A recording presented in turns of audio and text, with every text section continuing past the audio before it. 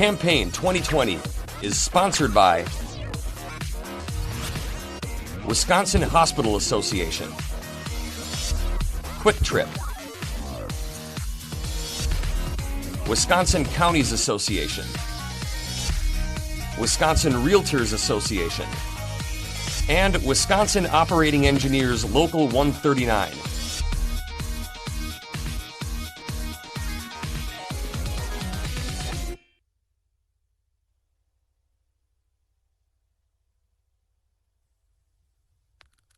Congressman Ron Kind of La Crosse is a Democrat seeking re-election in the 3rd Congressional District. Ron, thanks for joining WisconsinEye. Hi, Steve. Great to be with you. I want to take advantage of your perspective. You're the senior Democrat in Wisconsin's delegation to Congress. I want to get your perspective. Talk about this presidential election, Mr. Trump versus Mr. Biden. How unusual is it? What's at stake? Well, it's very unusual because we seem to be dealing in a fact-less society right now, which is very disturbing. For us to reach consensus on major issues, we have to at least agree on the same common set of facts. And that's missing right now in political discourse. But also, Steve, things are way too polarized. They're way too hyper-partisan. That's not healthy for our democracy. Ultimately, for a democracy to survive, you got to find common ground. You got to be willing to compromise, especially on the big issues. And we're losing that right now, and it disturbs me greatly. Well, you're a former prosecutor. When you see advocates who say, I want to protect property, show up with assault weapons, protesters, peaceful protests turn into damaging property, what's your reaction? What does it say about this dialogue in America, sir? Well, the lines of communication need improvement, first of all. But as a former prosecutor, I know it's essential that our law enforcement agencies have the trust and confidence in the community to do their job, to do it safely, to do it effectively, to protect our citizens. But that trust and confidence is waning right now. I've been doing a lot of outreach, Steve, to the demonstrators, just listening to them as far as what they ultimately want to accomplish. And what they're demanding is equal justice, equal treatment for everyone. But I've also reached out to law enforcement about the efforts we need to be making together to restore that trust and confidence in all of our communities. And you got to bring the parties together to have that. Unfortunately, we got a leader in the White House who's doing everything possible to divide us right now in our communities, in our states, throughout our country.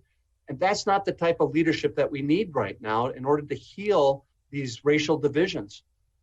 What type of policing reforms could you support and our nation need? So I've been a big advocate for increased resources for implicit bias training. A lot of our police departments, sheriff departments have used that in Wisconsin with high praise. In fact, I and my staff in Washington just went through an implicit bias training session ourselves with eye-opening results. We need greater transparency, greater reporting requirements, no more chokeholds. I hope we can at least agree on that basic fact, and increase training for de-escalation strategy and tactics instead of just ramping up and trying to hit people, especially those who are trying to peacefully demonstrate, which is a constitutional right that we have in our country. Last question on this subject. What was your reaction to the George Floyd and Mr. Blake videos? Well, I was shocked and horrified that this is happening right now.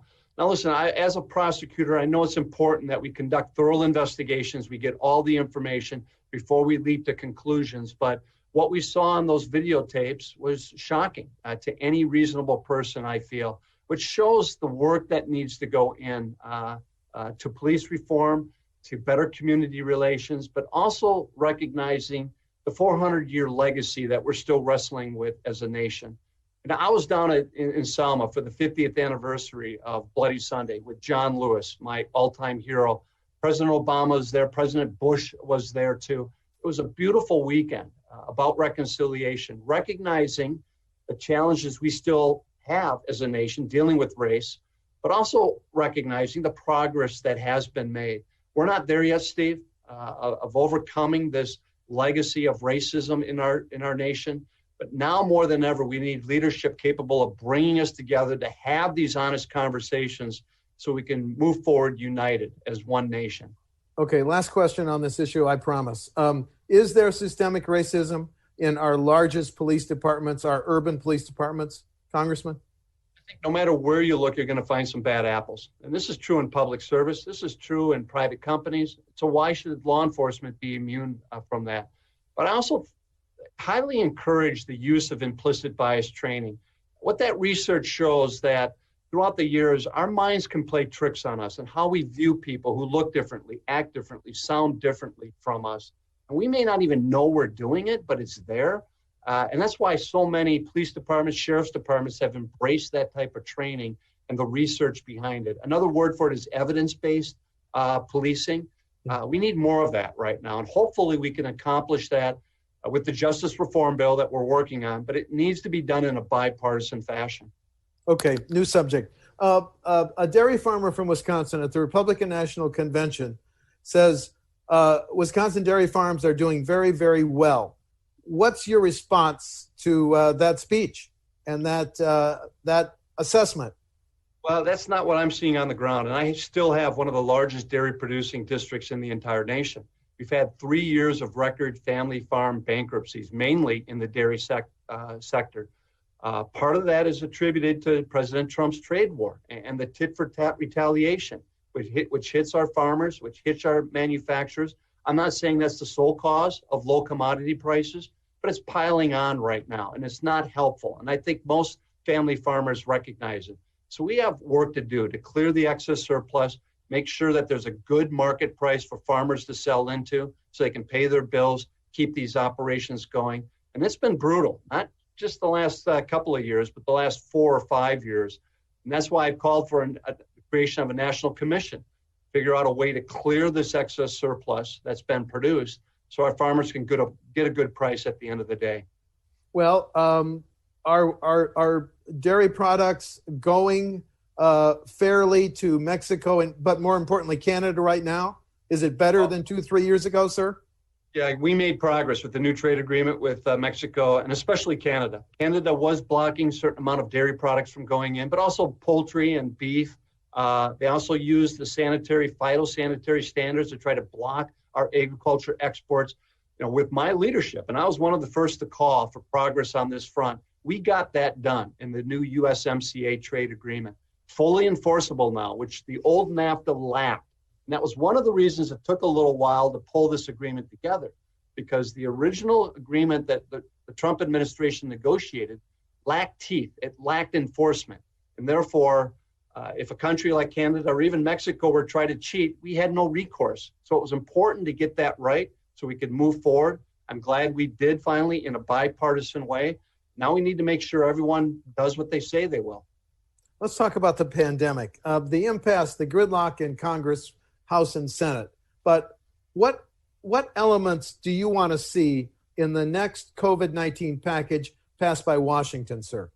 Well, first and foremost, I'm still hearing from our healthcare providers. They need help with personal protection equipment, with the testing, the reagents that we need testing, quicker turnaround time, contact tracing. We're not there yet, which is embarrassing. We're over 8 months since this virus hit our shore. We still lack a national plan and strategy on how to defeat it and keep Americans safe. So health has to be priority one for this next COVID package. But our schools that are starting to reopen this week also need help with the personal protection equipment, facial masks, testing that they need to do, the disinfecting expenses that they are going to occur. That's true whether it's preschool or college. We need to be able to help them with the resources they need. And we also need to reach an agreement on the supplemental unemployment insurance benefits. Just cutting it off entirely, given the high unemployment rate. And again, we had another 1 million new files for unemployment this past week. We're not there yet with our economic recovery. And a lot of families are suffering, including the Versal paper mill in Wisconsin Rapids that just shut down. Over 950 workers and their families now are unemployed. They're going to need some help in the interim until we can find out what a good plan B for them will be. And then finally, Steve, the federal government's in a position to help, at least short term, with some state and local budget backfill. These budgets are collapsing right now. This is, by the way, the money that goes to fund law enforcement, firefighters, EMTs, a lot of public health programs, a lot of essential services and programs. I think we need to help fill that shortfall, at least in the interim. Otherwise, this economic recession is going to be much deeper, the recovery is going to be much longer, and the pain is going to be spread out much more extensively. The additional federal UI benefit, you've heard the numbers, 600, 400, 300. Wisconsin just got permission for 300. But do you think we should go back to a 600 weekly? And if so, for how long? 1 month, 2 months, through the end of the year? Steve, I'm working in a bipartisan group right now to actually peg that supplemental benefit to the unemployment rate in our region. I think that's what most economists are asking for. It would build in certainty. So as the unemployment rate goes down, the supplemental benefit would also go down. That would be a good way, rather than just waiting for the whim and the arbitrary discretion of members of Congress. And listen, we're finding it very difficult to reach an agreement on this. But let's peg this to something that makes sense, the unemployment rate, and then adjust that supplemental benefit accordingly. Today's headline, the federal deficit up by 3.3 trillion. We're going from 24 to 27 trillion with a T. Do we need to set concerns over the deficit aside to focus on these immediate issues like the pandemic, sir? I think we do. Now's not the time to ration water when the house is on fire. And so we have to intervene in order to avoid deeper economic damage, which will only exacerbate the budget shortfall that we have right now. But Steve, this is something I was screaming about even before the virus. I've been a strong proponent of pay-as-you-go budgeting rules in order to maintain balance in the budget. Unfortunately, too many of my colleagues supported a $2.5 trillion tax cut. None of it was paid for. 83% of the benefit went to the wealthiest 1% and multinational corporations. And we didn't get a good economic bounce from all that deficit spending. So when we emerge from this virus, we need to instill some fiscal discipline. A good place to start is adhering to pay-as-you-go budgeting rules that have worked in the past to bring deficits down. The president wants federal payroll taxes not withheld till the end of the year. Good idea, bad idea? It's a horrible idea because of the confusion and the lack of guidance. This is all falling on the laps of our small business owners. They don't know what to do. I was on a call yesterday with some of our chambers here in Western Wisconsin. All of them are at wit's end, not knowing how to do this and whether or not that payroll tax relief will all have to be paid back again in January. It's creating too much uncertainty. And it's another reason why that the president needs to be engaging with Congress in a bipartisan manner, come up with the next COVID package so we know what the rules are and we can send out that clear guidance to everyone, from small businesses to workers alike. The U.S. Supreme Court just said, we will hear the challenge to Obamacare after the November 3 election. If it's 5-4 to throw out Obamacare, what's your plan B, sir? Well, I tell you, it's incredibly reckless and very dangerous, and they're playing with people's lives to repeal the Affordable Care Act without any alternative, without a plan B. And if that does get repealed, make no mistake, people with pre-existing conditions can be discriminated against again. Young adults can't be on their parents' plans to 26. Seniors in Medicare will no longer receive free wellness and preventive treatment when they go in for their health care checkups. And the relief that we're providing with prescription drug prices will all go away. And unfortunately, the president doesn't have a plan B. So to throw something out without a backstop to protect people's lives, I think is height of irresponsibility and literally playing with people's lives. I've never been supportive of this lawsuit. But if they have better ideas of how we can improve access and the cost of healthcare, I'm willing to work with them, but I'm not hearing anything coming from their side. Immigration reform's kind of on the back burner as we deal with these other crises. But when you're asked by DACAs, brought here as children illegally, about their future, how do you answer? Can you give them any hope? Well, I tell them that they need to be protected through no fault of their own. They're here right now. A little while back, I had a meeting with some of the DACA students in my district up in Arcadia. And in that meeting was the valedictorian of Arcadia High School and the valedictorian of Whitehall High School, both DACA kids. Neither one of them was going on to school because they don't qualify for in-state tuition because of their DACA status. and they don't qualify for need-based financial aid programs from the federal level because of their DACA status. We're leaving a lot of talent on the sidelines, which is hurting us economically, and it's not fair to these young adults. Well, you talked about the prevalence of dairy farms in your district. A lot of people from other countries work on those farms, don't they? Should they have a path? Should they have a path to citizenship? You know, they certainly need a path to legal status at least, but they're going to have to get at the end of the line, and they're going to have to pay a penalty if they did come here illegally. But that would clearly decimate the dairy industry because of the migrant labor that they rely upon to keep these operations going. And it runs even deeper than it's farming, Steve. It's in a lot of other manufacturing businesses. We do need comprehensive immigration reform. We do need laws that are abided by. We need a strong southern border for security reasons in light of global terrorism and drug trafficking and all that. But right now, we've got a broken system that's not working. It's leading to grave injustice too. And it's long past due for Congress to come together again and find a fix to this. This is such a pertinent issue for most of my businesses who are worried about the broken immigration system themselves. So we need to fix this, especially given the need for more workers in the future in our country for us to hit our growth goals. We don't have a baby boom. We have 70 million baby boomers who are retiring en masse right now. We're not going to have enough workers to fill the jobs that will be created coming out of this virus. So a legal immigration system has to be a big part of getting this economy going again. When you talk about our border with Mexico, you're not talking about building the wall, are you? Or are you? There's a smarter way of securing that through drones, through high tech, through infrared imaging, through increased border patrol. I mean, we're about 30% short in filling those positions, but a wall from sea to sea makes no sense. It's easily avoided. It's too expensive. It goes across private property, so we'll have a bunch of private property fights with it. It goes across some of our beautiful national parks along the southern border. And most of the experts down there, including the locals, don't want it.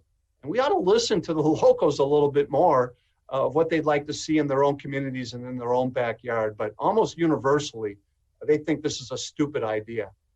Then final question, differences between you and your Republican opponent on November 3, Congressman?